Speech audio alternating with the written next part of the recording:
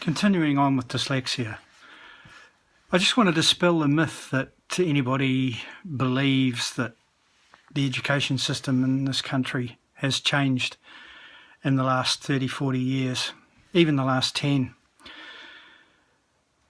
With an example of two guys who went through school, the same school. One's now 35, 36.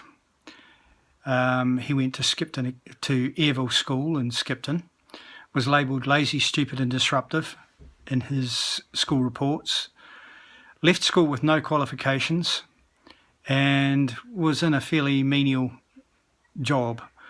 A friend of the family recommended him to me.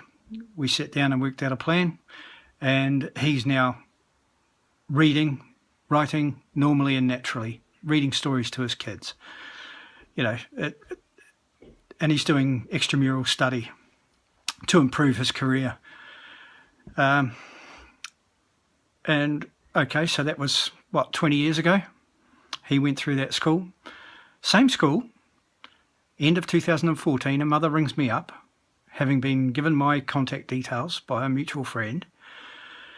She's tearing her hair out because the school won't acknowledge the fact that her son is dyslexic. He's getting U for unclassified in all of his mock exams because he's sitting in the exam with his arms folded, not able to read what's on the paper, not able to understand what the questions are actually asking of him.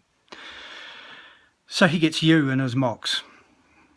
We work, and during the course of that I get a chance to speak with his English teacher and get actually invited to the in-school teacher training day on the 23rd of February 2015. And I'm supposed to be there on stage for about 15-20 minutes, just talking about how they can make it easy for a dyslexic child to be engaged in the classroom, and a little bit about what I do and how I work. The very quick neural changes that I make that allow dyslexics to learn to read normally and naturally. Okay, so fast forward. The boy sits his GCSEs and gets C's and D's. From the moment I walked off that stage, though, even though I was only given 20 minutes, I was still there an hour, and after an hour, because there were so many questions and so much interest from the teachers. From that second I walked off that stage to this day, 8th of June 2017, no further contact has been made to me by the school, despite my many phone calls, emails, and personally turning up to the office to ask if I can talk to somebody about it. Not one thing.